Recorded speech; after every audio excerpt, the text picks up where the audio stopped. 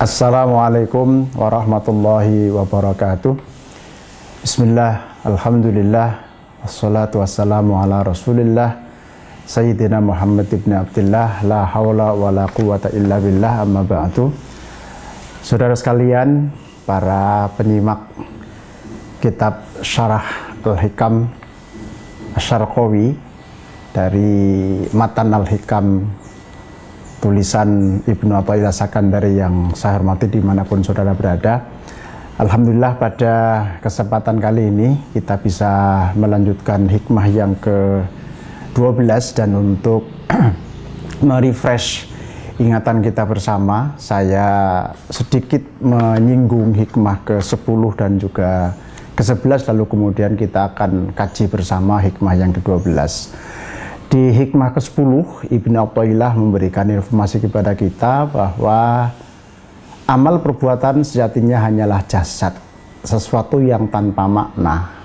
Dan ini juga selaras dengan hikmah pertama ketika Ibnu Athaillah mengingatkan kepada kita bahwa kita tidak boleh hanya bergantung kepada amal, karena amal tidak boleh dijadikan sebagai sandaran. Yang boleh dijadikan sandaran adalah Allah Subhanahu wa Ta'ala. Ketika amal adalah jasad atau wadah, begitu ya, lalu apa substansi dari amal atau ruh dari amal? Ternyata ruh dari amal adalah ikhlas, yang itu diulas di dalam hikmah ke-10. Kemudian hikmah ke-11, Ibnu Athaillah mengajarkan kepada kita bagaimana kita memiliki strategi untuk mencapai keikhlasan, yakni agar kita mampu menghindarkan diri dari penyakit hungry of popularity, tidak punya penyakit haus akan popularitas. Jadi dengan kalimat yang atau dengan diksi yang menurut saya sangat komprehensif ya, idfin atau udfun wujudaka fi ardil khumuli, di hikmah ke-11 kita mendapatkan satu pelajaran berharga bahwa segala sesuatu yang kita lakukan janganlah kemudian diniati untuk mencari popularitas. Sebaliknya, kalau kita sudah terlanjur populer, kata Allah begitu, kalau kita sudah terlanjur menjadi pemimpin, menjadi influencer, menjadi orang yang berpengaruh, maka strategi untuk bisa mendapatkan keikhlasan adalah dengan kita senantiasa memiliki rasa tawadhu. Itu hikmah ke-10 dan hikmah ke-11, saudara sekalian yang saya hormati. Dan di hikmah ke-12 ini kita diperkenalkan oleh Ibnu Athaillah Sakandari ya, terkait dengan bagaimana kita di dalam ilmu tasawuf ya, dalam rangka olah hati dan olah rasa, kita bisa secara bertahap gitu ya, mampu mendapatkan anugerah-anugerah pencerahan yang resep dari Ibnu Athaillah kita diminta atau disarankan begitu ya, untuk melakukan uzlah. Apa itu uzlah? Nah, nanti kita akan bacakan matannya sekaligus juga syarahnya. Bismillahirrahmanirrahim. Ini hikmah ke-12. Ma nafa'al qalba syai'un mithlu uzlatin yadkhulu biha medana fikratin. Ma nafa'a ora manfaati al qalba ing ati, ae qalbal muridi, tegese atine wong kang ngarepaken wusul maring Gusti Allah, fitadhiri ing dalem oleh nyucikaken min ghafalatihi, saking piro-piro sifat laline murid, wal kurbilan peparek ila hadrati maulahu, maring ngarsane bendarane utawa pangerane murid. Apa sing ora manfaati ya syai'un, jadi manafa'al qalba ya, syai'un apa suwiji-wiji mithlu uzlatin kang nyerupani uzlah, ai i'tizalin tegese dewi atau menyendiri, anin nasi saking manungso, yadkhulu hale melebu biha sebab uzlah medana fikratin ing pemikiran kang den sarupaaken kalawan lapangan. Ai tegese fikrotin pemikiran syabihatin kang den sarupaaken bil medani kalawan lapangan litarot dutil qalbi sebab mider-midere ati fiha ing dalem uzlah katarot dutil khuyuli kaya oleh mider-midere jaran fil medani ing dalam lapangan. Saya lanjutkan dulu, saya bacakan. Fal muridu mongko utawi wong kang ngarepaken wusul maring Gusti Allah iku idza kana ari kalane ana sapa murid ana iku mukhaliton nyampuri linasi maning rumsa istaghala mongko bakal ketungkul apa nadruhu paningale murid bil maksusati kalawan barang-barang kang den indra fala yatafakkaru lan ora ngangen-ngangen apa qalbuhu atine murid illa fiha angin tetep ing dalem maksusat walaya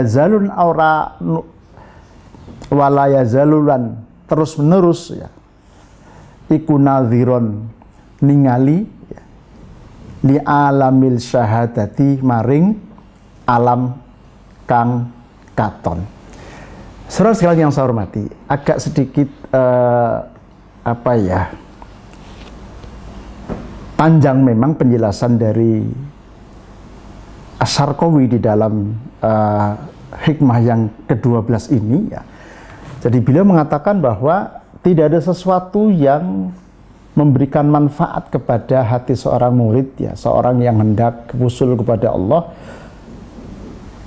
selain gitu ya, yang serupa dengan uzlah. Yakni kalau uzlah ini kita kemudian terjemahkan dalam aktivitas kita keseharian atau dalam konteks kekinian, saya punya kecenderungan untuk mengartikan bahwa uzlah ini adalah kita melakukan semacam tafakkur ya, kita melakukan perenungan yang mendalam gitu ya. Setidaknya di dalam 24 jam sehari kita melakukan aktivitas ya, dari mulai bangun tidur sampai kemudian bangun kembali begitu ya. Jadi bangun tidur, aktivitas keseharian di tempat tugas kita masing-masing, kemudian kembali lagi keluarga, kemudian istirahat dan bangun kembali dalam waktu 24 jam itu. Setidaknya ada jeda waktu di mana kita mampu melakukan introspeksi, mampu melakukan review begitu ya, sekaligus juga memberikan ruang terhadap batin kita, sekaligus hati kita, sekaligus rasa kita begitu ya. Apa yang selama ini dalam 24 jam itu, dalam hari itu sudah kita lakukan. Dampak yang bisa kita rasakan adalah kita bisa melakukan yang biasa disebut dengan self-evaluation, semacam evaluasi diri. Akankah di hari Senin misalnya, ketika contoh harinya ada hari Senin, kita mulai aktivitas jam 7:30 yang profesional gitu ya, yang yang businessman, yang pejabat struktural, yang fungsional, whoever ya, atau whatever keahlian-keahlian ataupun juga tanggung jawab yang sedang kita lakukan. Setidaknya ketika kita mampu melakukan evaluasi diri tadi itu, kita bisa memberikan sebuah penilaian diri, semacam self-assessment. Dalam hari Senin itu, dari jam 7:30 sampai dengan jam 4 misalnya, apa yang sudah kita lakukan, peningkatan-peningkatan apa yang sudah bisa kita hasilkan ya, dibandingkan dengan Jumat di minggu sebelumnya misalnya. Jadi penambahan-penambahan kinerja ya, penambahan-penambahan prestasi ya, itu bisa kita lakukan evaluasi diri. Nah, dengan cara seperti itu begitu ya, maka secara otomatis begitu ya, kualitas diri kita itu akan bisa semakin meningkat. Nah, meminjam istilah dalam Al-Hikam Ibnu Athaillah Sakandari, mengapa kita disarankan untuk melakukan uzlah. Uzlah ini definisi leksikalnya lah ya, pengertian secara bahasa adalah menyendiri begitu ya. Menyendiri tentu kalau konteks kita sekarang adalah peradaban modern begitu ya, tentu tidak mungkin kita hidup sendiri begitu ya. Dan kalau kemudian kita menyendiri tentu tidak bisa ambil bagian ya dalam kemajuan peradaban ya. Saya kira bukan itu yang dimaksud oleh Ibnu Athaillah Sakandari gitu, karena ini sangat-sangat situasional. Pengertian pengertian i'tizal di sini ya, meskipun kalimatnya adalah i'tizalun anin nasi begitu ya, menyendiri dari kerumunan atau dari komunitas, itu bukan semata-mata kita tuh hidupnya selalu menyendiri, bukan itu, tapi dalam waktu-waktu tertentu, dalam kesempatan-kesempatan tertentu kita ada quality time, istilah orang sekarang gitu, untuk bisa melakukan self reflection, bisa melakukan evaluasi diri, bisa melakukan tafakkur, sekaligus bisa melakukan muhasabah. Apa-apa saja yang sudah kita perbuat, kekeliruan-kekeliruan apa yang barangkali juga kita masih perbuat, lalu kemudian apa upaya-upaya yang kita pikirkan untuk kemudian kita bisa meningkatkan kualitas kehidupan kita. Nah, oleh karena itu pengertian dari uzlah begitu ya. Yang sejatinya sebenarnya uzlah itu bukan semata-mata menyendirinya itu ya, tapi yang dimaksud adalah bagaimana dia memiliki waktu atau quality time untuk mentafakuri ya aktivitas yang sudah dilakukan. Kalau meminjam istilah metodologi dalam pembacaan karya ya yang dipopulerkan oleh Julia Kristeva ya, yakni intertekstualitas atau intertekstuality ya, saya akan membandingkan hikmah ke-12 dengan hikmah ke-11 dan ke-10 yang tadi saya sebutkan di awal ya. Kita diperkenalkan oleh Ibnu Athaillah di dalam hikmah ke-10 dengan macam-macam ikhlas begitu ya. Karena tadi amal perbuatan adalah jasad yang tidak memiliki spirit sama sekali, yang tidak memiliki substansi sama sekali, yang menentukan ada maknanya atau tidak dari sebuah amal perbuatan adalah keikhlasan. Di mana kemudian di situ kita mendapatkan keterangan ada tiga kategori atau tiga tingkatan ikhlas. Yang pertama adalah ikhlasul ubad, ikhlasnya orang ahli ibadah, itu yang paling rendah begitu ya. Kemudian yang kedua ikhlasnya arifin, atau maaf, ikhlasnya muhibbin ya, itu yang kedua, dan ketiga ikhlasnya arifin. Dalam ulasan hikmah ke-10 saya sudah berpanjang lebar menyampaikan itu, sekedar untuk merefresh kembali. Nah, ketika kita diperkenalkan dengan tiga keikhlasan itu ya, lalu yang keikhlasan itu adalah merupakan substansi daripada amal perbuatan. Lalu agar kita bisa mencapai derajat keikhlasan, kita diminta untuk menjauhi penyakit haus akan popularitas tadi. Dan kalau kita ternyata sudah populer ya, itu merupakan anugerah, dan caranya adalah kita harus senantiasa memiliki ketawaduan, sehingga dengan kita bertafakkur ya, dengan kita kemudian berpikir ya, ada quality time untuk merenung, maka kita akan makin memiliki ketajaman batin. Kira-kira itu ya substansi dari apa yang tadi saya bacakan. Saudara sekalian yang saya hormati, jadi fal muridu mongko utawi wong kang ngarepaken musul maring Gusti Allah idza kana ari kalane ana sapa murid one kumukhalithon nyampuri linnasi maring menyungso ya, istaghala mongko ketungkul apa nazruhu paningale murid bil maksusati kelawan perkara-perkara kang den indra, fala yatafakkaru mongko ora mikir apa qalbuhu atine murid illa fiha angin tetap ing dalem al maksusat. Jadi pengertian dari kalimat ini adalah kalau orang itu terus-menerus sibuk gitu ya, berinteraksi, bergaul ya, tanpa sama sekali ada quality time tadi untuk menyendiri, untuk bertafakkur ya, maka ya apa yang ada dalam benak dia begitu ya, apa yang ada dalam benak seseorang tersebut ya tidak pernah lepas dari urusan-urusan manusia saja begitu ya. Si A begini, si B begitu, si C begini, si D begitu gitu ya. Bagaimana kita menghadapi si A, bagaimana nanti akan menghadapi si B, bagaimana akan menghadapi si C. sehingga dalam hal urusan-urusan perniagaannya, dalam urusan-urusan bisnisnya, urusan-urusan yang lain tidak boleh kemudian rugi karena si A, karena si B. Pikirannya akan selalu begitu gitu ya. Ketika dalam kehidupannya hanya terus-menerus begitu ya, berada di dalam pergaulan begitu ya dengan komunitas tanpa ada quality time tadi itu kan. Wala yazalu nadhiran illa li alami syahadati. Sekaligus juga ya penglihatannya juga tetap ya penglihatan mata zahirnya ya. Jadi karena dia tidak pernah bertafakur, tidak pernah merenung ya, kalau orang yoga itu misalnya tidak pernah fokus gitu ya. Maka mata batinnya tidak terasa, dia tidak akan bisa atau tidak akan mampu memiliki penglihatan batin yang makin tajam. Yang dominan adalah penglihatan zahirnya, yang penglihatan zahir itu makin lama makin banyak tipu dayanya ya, karena mata kita ya, ainun begitu ya. Mata zahir ya, mata biologis itu makin tua makin tidak tajam gitu. Nah, faidza i'tazalahu faidza i'tazala arikalane DWI hum ing nas ya, in akasa mongko dadi kewali opal halu tingkah, wahalalan pindah opo qalbuhu atine murid fi alamil ghaibi ing dalem alame kang ghaib.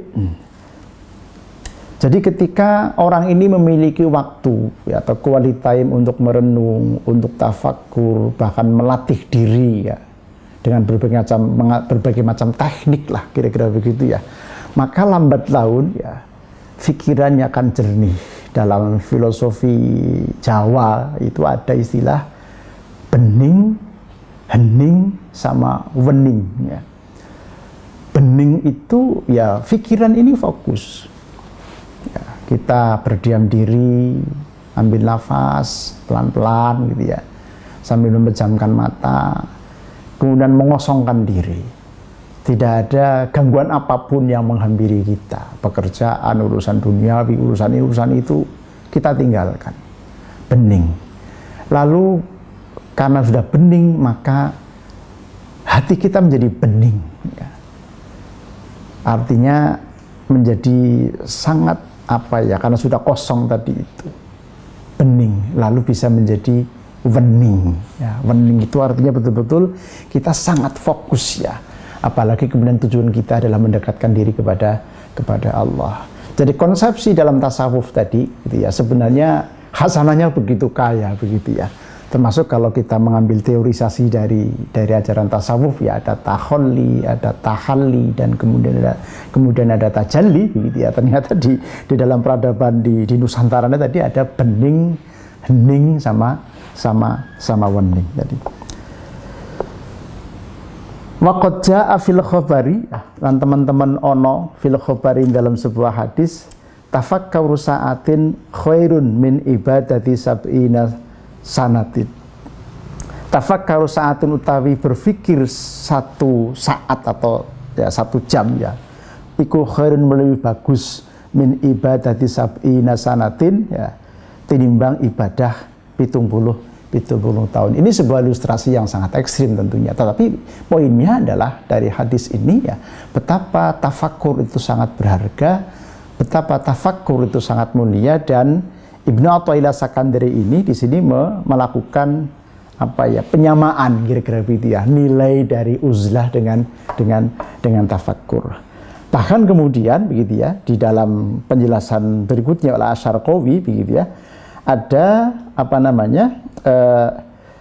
tafakkur ini ya, atau uzlah ini yang kemudian intinya adalah sebuah tafakkur ya, maka dia identik dengan kholwat ya, dengan aktivitas menyepi begitu ya, betul-betul menyepi dari semua dari semua aktivitas duniawi begitu ya.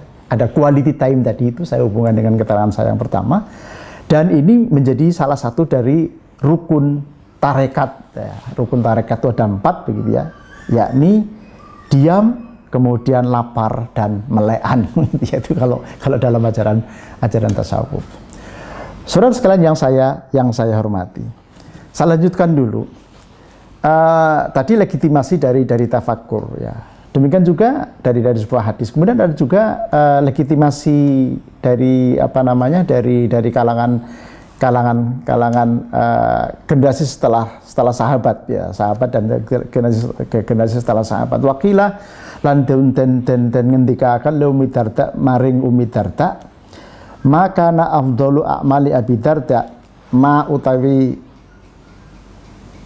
opo kana ono opo afdalu a'mali Abi Darda luwih afdole amale Abi Darda ya Umi Darda ya bunyai Darda ini ditanya ini kan, apa sih amalan yang paling unggul atau paling mulia bagi suaminya begitu ya. Qalat ngendika Umi Darda at-tafakkuru, ternyata amalan yang paling utama dari Abi Darda adalah tafakkur tadi itu. Wadzalika li'annahu yasilu bi ila ma'rifati haqaiqil asya'i, li'annahu krono sak temene tafakkur iku yasilu iso temeka bi sebab tafakkur ila ma'rifati haqaiqil asya'i maring ngawruhi pira-pira hakikate perkara, wa ila ta'zimillahi lal maring ngagungaken Gusti Allah. Saudara sekalian yang saya hormati, jadi dua legitimator ya dari hadis maupun juga dari aktivitas tokoh begitu ya bernama Abi Darda ini menjadi sandaran ya bagi pensarih atau pensarah ya Ibnu Athaillah ini, bahwa betapa uzlah ini ya yang tadi saya katakan dalam konteks kekinian lebih pas kita terjemahkan dengan quality time tadi itu, kita merenung, kita kemudian